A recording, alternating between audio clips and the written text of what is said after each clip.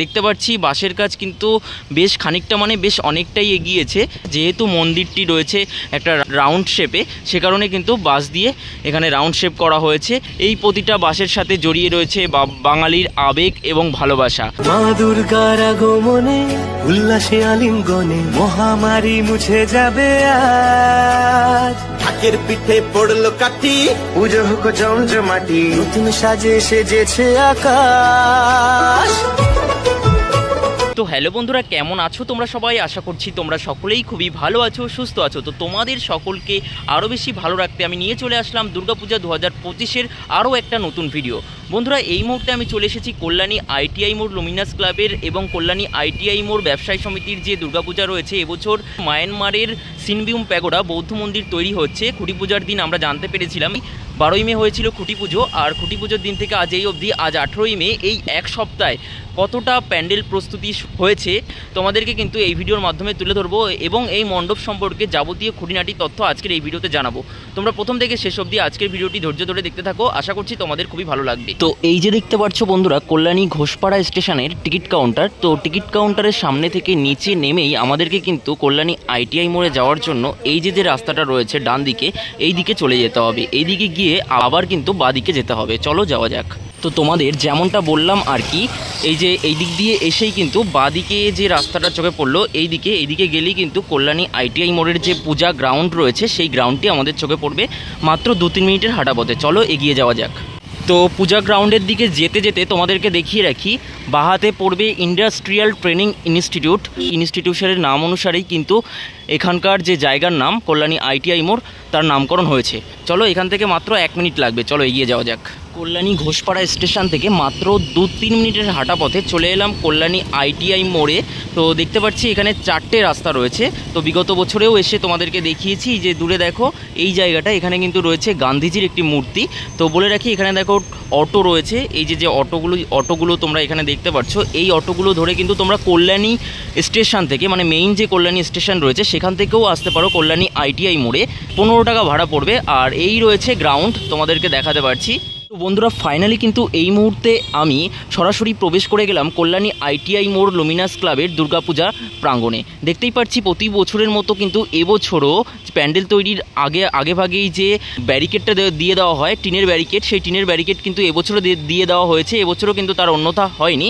দেখতে পাচ্ছি তার আয়োজন কিন্তু দারুণ, মানে খুব তাড়াতাড়ি প্যান্ডেলের কাজকর্মও কিন্তু আরও অনেকটা এগিয়ে যাবে। আর ভেতরে দেখতে পাচ্ছি কিন্তু এই মুহূর্তে বাঁশের কাজ বেশ খানিকটা এগিয়ে গিয়েছে, সবটাই দেখাবো ভেতরে গিয়ে। ব্যারিকেডের ভেতরে ঢোকা মাত্রই আমরা দেখতে পাচ্ছি এই পাশে কিন্তু আরও একটা টিনের ব্যারিকেড দেওয়া হয়, এখনও পর্যন্ত সেই টিনের ব্যারিকেড দেওয়া হয়নি। আর সর্বপ্রথমেই আমার নজর কাটলো যে জিনিস, সেটা হচ্ছে প্রতি বছরই আমরা জানি যে কল্যাণী আইটিআই মোড় লুমিনাস ক্লাবের মাঠে যে দুর্গাপূজা মণ্ডপ তৈরি হয় তা কিন্তু লক্ষ লক্ষ বাঁশের সমন্বয়ে তৈরি হয়। তার মধ্যে বেশ কিছু বাঁশ কিন্তু ইতিমধ্যে এসে এখানে পৌঁছে গিয়েছে।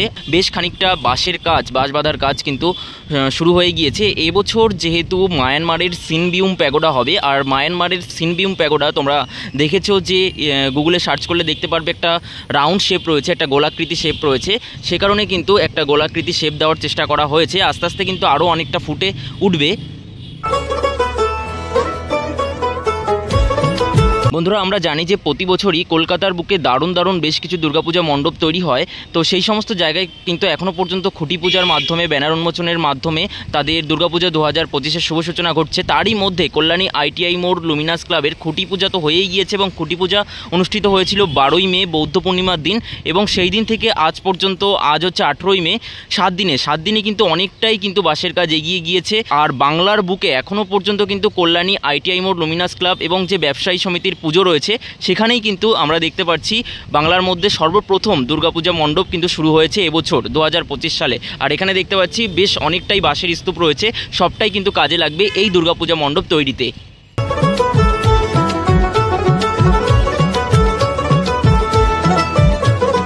মা দুর্গার আগমনে উল্লাসে আলিঙ্গনে মহামারী মুছে যাবে আজ। কল্যাণী আইটিআই মোড়ের মাঠে এবছর দুর্গাপূজা 2025 যে নিবেদন রয়েছে মায়ানমারের সিনবিউম প্যাগোডা। যেহেতু পূজা মণ্ডপটি কিন্তু বিশাল আকৃতির পূজা মণ্ডপ, এবছর ফাইবার কাস্টিংয়ের কাজ হবে উপরের অংশে, একদম হোয়াইট একটি টেম্পল তৈরি হবে এবং লাইটিংয়ে কিন্তু আলোকসজ্জা রয়েছে, সেহেতু কিন্তু তার যাগযজ্ঞ কিন্তু এখানে শুরু হয়ে গিয়েছে। আর এবছর আমরা একটা বিশেষ জিনিস দেখতে পাচ্ছি, প্রতি বছর যে গেটটা রাখা হয় তো তার থেকেও কিন্তু অনেকটা বড় এবং চওড়া গেট রাখা হয়েছে, কারণ প্রতি বছরই কিন্তু এখানে অনেক অনেক জনসমাগম এবং ভক্ত সমাগম ঘটে। আর দেখতে পাচ্ছি বাঁশের কাজ কিন্তু বেশ খানিকটা মানে বেশ অনেকটাই এগিয়েছে। এখানে দেখতে পাচ্ছি রাউন্ড শেপের কাজ শুরু হয়ে গিয়েছে। এই যে দেখো বাঁশগুলোকে ব্যান্ড করে রাউন্ড শেপ মতন করা হয়েছে, যেহেতু মন্দিরটি রয়েছে একটা রাউন্ড শেপে। আগের বছর এবং তার আগের বছর 2023 সালে যখন চায়নার গ্র্যান্ড লিসবোয়া যে টাওয়ারটা রয়েছে সেই টাওয়ারটায় কিন্তু এরকম রাউন্ড শেপ করা হয়েছিল।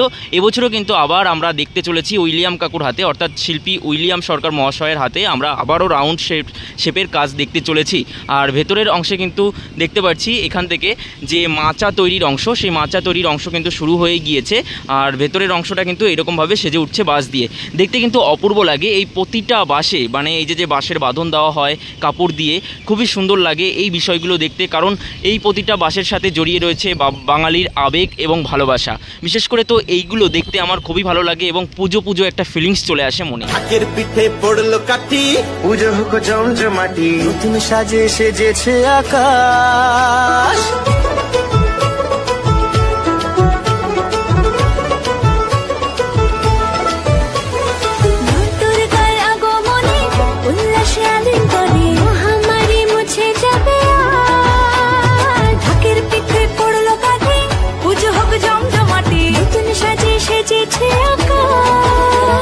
চলে এলাম মায়ানমারের সিনবিউম প্যাগোডা, এখানে যে তৈরি হচ্ছে তো সেই সিনবিউম প্যাগোডা বৌদ্ধ মন্দিরের আদলে যে মণ্ডপটি তৈরি হচ্ছে তারই ভেতরের অংশে দেখতে পাচ্ছি প্রতি বছরের মতোই এবছরও কিন্তু বিশাল এক জায়গা জুড়ে কিন্তু ভেতরের অংশটা তৈরি হচ্ছে। যেহেতু এখানে বিশাল মানে অনেক ভক্ত সমাগম ঘটে এবং অনেক মানুষ এসে এখানে এসে ভিড় জমায়েত করে, সে কারণে কিন্তু বেশ ভেতরটা অনেকটা জায়গা রাখা হয়েছে এবং অনেকটা জায়গা রাখার কারণে কিন্তু ভেতরে কারুকার্য দেখাতেও ওনাদের সুবিধা হয় এবং অনেকটা জায়গা জুড়ে কিন্তু ওনারা কারুকার্য দেখাতে পারেন। বিগত বছর আমরা যখন ব্যাংককের ওয়াট অরুণ মন্দির দেখেছিলাম তখন ভেতরের অংশে এবং বাইরের অংশে আমরা দেখেছিলাম যে ঝিনুকের কাজ, বিভিন্ন ধরনের ঝিনুকের কাজ বা শামুকের কাজ করা হয়েছে, কিন্তু এবছর আমরা বাইরের অংশে প্লাই এবং ফাইবারের কাজ, ফাইবার কাস্টিংয়ের কাজ আমরা দেখতে পারবো।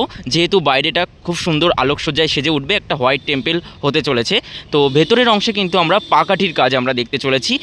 যেদিন খুঁটি পূজা হয়েছিল সেই দিন আমি এসেছিলাম, সেই ভিডিও যারা দেখোনি তারা কিন্তু আই বাটনে ক্লিক করে অথবা নিচে ডেসক্রিপশানে দেওয়া লিঙ্ক থেকে দেখে নিতে পারো, তাহলে অনেকটা ধারণা পেয়ে যাবে যে খুঁটি পুজোটা কেমন হয়েছিল এবং উইলিয়াম সরকার মহাশয় আমাদেরকে কি বলেছিলেন।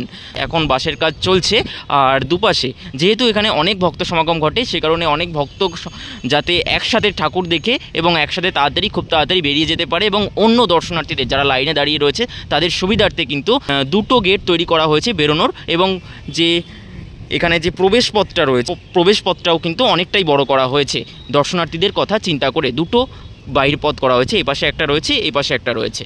সাজানো বরণডালা, আকাশে মেঘের ভেলা, চলছে ধনু জিনাত, আসলার ঘন্টা বাজে এলো না নতুন সাজে, আকাশে পূজার পূর্ণিমার দিন 12ই মে সোমবার যে খুঁটিকে এখানে পুজো করা হয়েছিল সেই খুঁটিটা কিন্তু এখানে রয়েছে, সেই দিন আমি এসেছিলাম। দেখো এই সেই পবিত্র খুঁটি, এই পবিত্র খুঁটিকে কেন্দ্র করে এই সমগ্র পূজা মণ্ডপের যে যাগযজ্ঞ এই খুঁটিকে কেন্দ্র করেই কিন্তু হচ্ছে।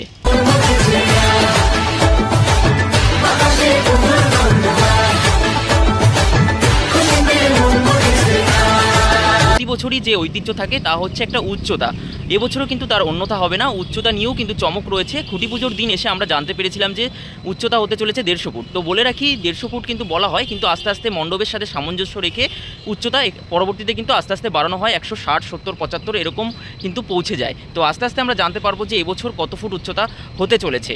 আর বাইরেও কিন্তু চমক থাকতে চলেছে, মণ্ডপের বাইরে, ভেতরেও চমক থাকতে চলেছে, সেটা ভিডিও জুড়ে তোমাদেরকে বললাম। গত বছরের মতো কিন্তু এবছরও মাতৃপ্রতিমায় যে সোনার অলঙ্কারে সজ্জিত হয়েছিল মাতৃপ্রতিমা, এবছরও কিন্তু তার অন্যথা হবে না, মাতৃপ্রতিমা কিন্তু সোনার অলঙ্কারে সজ্জিত হতে চলেছে।